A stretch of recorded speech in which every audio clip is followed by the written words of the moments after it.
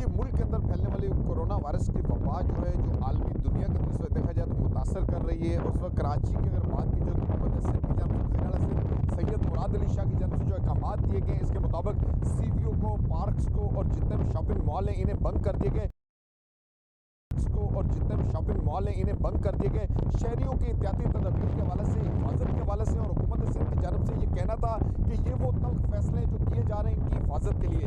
इस वक्त भी सीवीओ की अगर मैं बात करूँ तो ये वो समंदर है, साहिल समंदर है, जिसे पूरे पाकिस्तान के मुख्तलिफ शहरों से देखने के लिए लोग यहाँ आते। अगर कैमरामैन दिखा सके तो इस वक्त देखिए सीवीओ का जो मंजर है बिल्कुल सन्नाटा है, एक भी शख्स यहाँ नहीं है।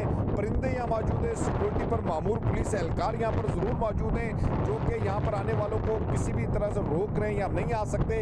ये वो मंजर है जो सीवीओ का जो बिल्कुल यहाँ पर है। इससे वजूहात जो हैं इस सैरगाह को बंद करने का जो मकसद है वो शहरियों की हिफाजत है और कोरोना वायरस के फैलाव से रोकथाम के इकदाम के अंदर ये शामिल है कि सीवीओ के किनारे पर नहीं आ सकते। साहिल समंदर पर इस वक्त सन्नाटे ज़रूर हैं, लेकिन ये वो मनाजर हैं जो कि पहले कभी कराची के अंदर देखने में नहीं मिले, कि जहाँ पर बिल्कुल शहरों को हर किस्म की एक्टिविटीज़, यहाँ पर जितने भी इस किस्म के साहिल समंदर पर प्रोग्राम होते थे इन्हें भी ख़त्म कर दिया गया है। इसके साथ ही शहर भर की अगर बात की जाए तो लॉकडाउन है। यहाँ पर सिर्फ किराना स्टोर, दूध की दुकानें और वो अशिया ज़रूरत की जो शॉप। आपका शुक्रिया।